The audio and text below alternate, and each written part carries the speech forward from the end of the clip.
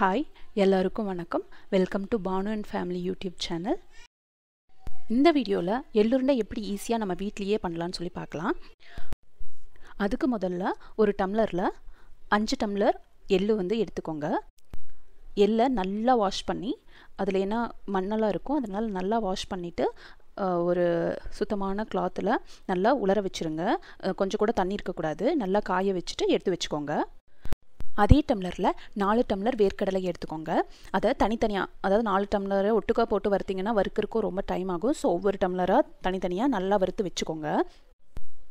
பாருங்கள், இந்த அளவுக்கு வறுபடணும். நெக்ஸ்ட்டு அதே டம்ளரில் 4 டம்ளர் பொட்டுக்கடலை எடுத்துக்கோங்க. நான் வேர்க்கடலை எப்படி வறுத்தீங்களோ அதே மாதிரி ஒவ்வொரு டம்ளர் போட்டு நீங்கள் நல்லா வறுத்து வச்சுக்கோங்க. அடுத்தது அந்த காய வச்ச எள்ளு எடுத்து இதே மாதிரி வறுத்து வச்சுக்கோங்க. எள்ளு வறுக்கும் போது பார்த்தீங்கன்னா பட்டு பட்டுன்னு ஒரு சவுண்டு வரும். அதுக்கப்புறமா அதை எடுத்துருங்க. நெக்ஸ்ட்டு நான் 1 கிலோ உருண்டை வெல்லம் எடுத்திருக்கேன். நீங்கள் கருப்பட்டி கூட சேர்த்திக்கலாம். கருப்பட்டி சேர்த்துட்டிங்கன்னா இன்னுமே டேஸ்ட் அதிகமாக இருக்கும். எங்ககிட்ட இப்போதைக்கு கருப்பட்டி இல்லாததுனால நாங்கள் உருண்டை வெல்லம் சேர்த்திக்கிறோம். இதை பார்த்திங்கன்னா ஓரளவுக்கு உடச்சி விட்டு ஒரு பாத்திரத்தில் போட்டு, நீங்கள் எந்த டம்ளரில் எள்ளு அளந்தீங்களோ அதே டம்ளரில் நீங்கள் 2 டம்ளர் மட்டும் தான் தண்ணி ஊற்றணும். தண்ணி ஊற்றி இந்த உடச்ச வெல்லத்தை போட்டு லைட்டாக சூட் பண்ணிங்கன்னா கரைஞ்சிடும்.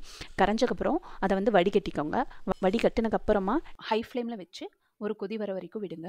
ஒரு கொதி வந்த அப்புறமா நீங்கள் ஸ்டவ்வை லோ ஃப்ளேமில் வச்சு ஒரு 4 to 5 minutes போதும். அது வரைக்கும் விட்டுட்டு ஆஃப் பண்ணிடுங்க. பாருங்கள், இந்த அளவுக்கு ரெடியானால் போதும்.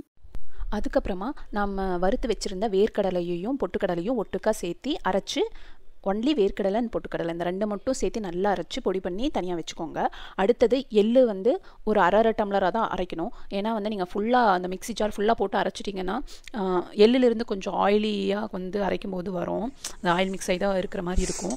ஸோ அதனால் என்ன பண்ணுறீங்கன்னா, அந்த மிக்ஸி ஜார் நல்லா அரைக்காமல் போயிடும், நல்லா கெட்டியாயிடும்.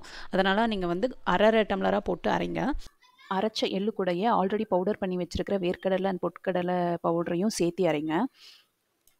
அரைச்சப்புறமா அதை ஒரு பாத்திரத்துக்கு மாற்றிட்டு நல்லா மிக்ஸ் பண்ணிக்கோங்க.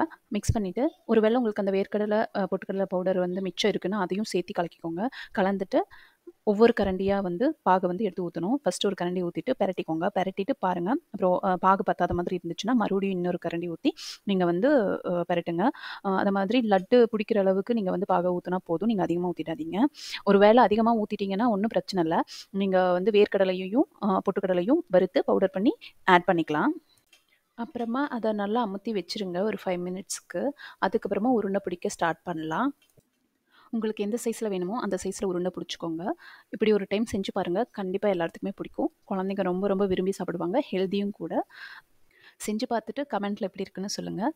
இந்த வீடியோ உங்களுக்கு பிடிச்சிருந்ததுன்னா எங்கள் சேனலுக்கு சப்ஸ்கிரைப் பண்ணுங்கள், லைக் பண்ணுங்கள், ஷேர் பண்ணுங்கள். தேங்க்யூ ஸோ மச் ஃபார் வாட்சிங். தேங்க்யூ.